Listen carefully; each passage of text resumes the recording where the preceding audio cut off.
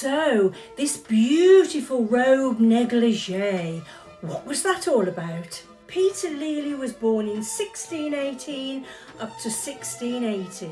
He was a Dutch court painter in the Baroque period. Now, so here is a picture of the general fashions of the day. But Peter Lely arrived in London in 1643, and his paintings became so popular that King Charles I wanted him for his portrait painter. When Charles I was executed, Peter Lely was determined to stay in the limelight. So he became Oliver Cromwell's painter with that famous painting called Warts and All. Now back then, when portraits were painted, they would have been presented just as we take a picture today, with all the blemishes and spots and crinkles all ironed out smooth. But Cromwell had said to him, "Mr. Lely, I desire you would use all your skill to paint my picture truly like me and not flatter me at all. Remark all those roughnesses, pimples, warts and everything, otherwise I will not pay a farthing for it."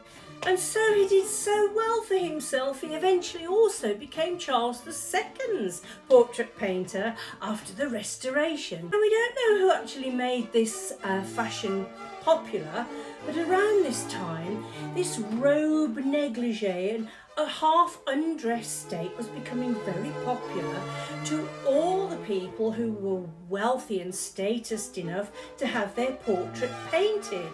And Peter Lely started to make it famous. And here are some of the ladies that were painted like that. And here, and here. And so eventually any lady that was anybody had to have their portrait painted in this. It was highly fashionable, and with it. And that style of fashion was most definitely not what was worn on the streets by people in day-to-day fashion. This was the Baroque style of clothing that ladies would have worn. Peter Lely was definitely the man of the day.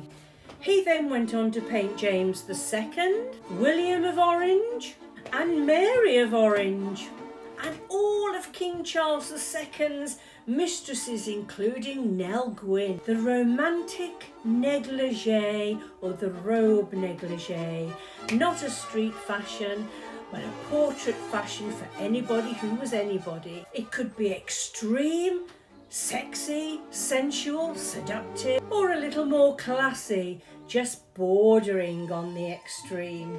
Hope you've enjoyed another little historical fashion story. If you have, do join me again next time. Until then, bye!